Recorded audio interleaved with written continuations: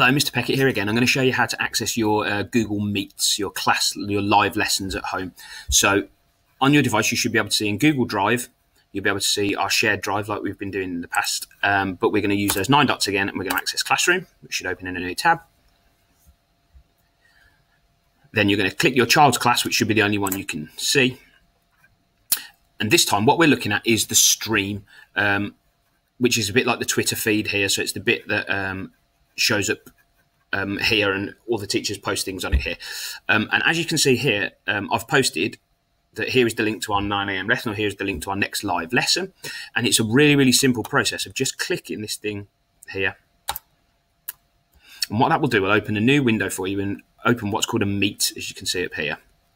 Now, what we need to do before we log on to our Meet is click this microphone, and that ensures that we are muted. Then it means that when the children log in, there's not a big influx of noise. It just means everyone logs in nice and quietly, but the children do have the opportunity to unmute during their lesson. Then once I've done that, depending on where you are as well, you might want to, you can blur your background as well, so you can change it so that the background is less in focus, but that's not essential. Then all we need to press is this Ask to Join button. And then the teacher will get a little noise like that to tell them that somebody is waiting. And then all I will do is admit that child. And there they are. They've arrived in my meeting, ready for my lesson. Obviously, their camera is still on. A little bit confusing there. A bit too much, Mr. Peckett. And then all they'll need to do is sit in that lesson and watch what that teacher is doing, making sure they're listening and following along. If they need to answer a question or would like to, there's a button just at the bottom here that you can't quite see.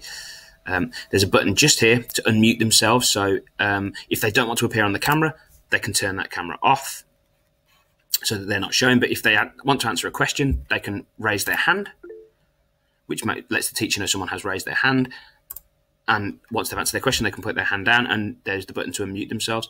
What will normally be displayed here as well is the teacher's screen, so there'll be teaching slides on there as well. So all the input is done that way.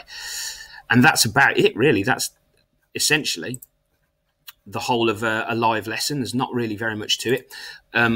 Once they've finished the lesson, all they need to do is press that hang up button, and then they can get cracking with their work.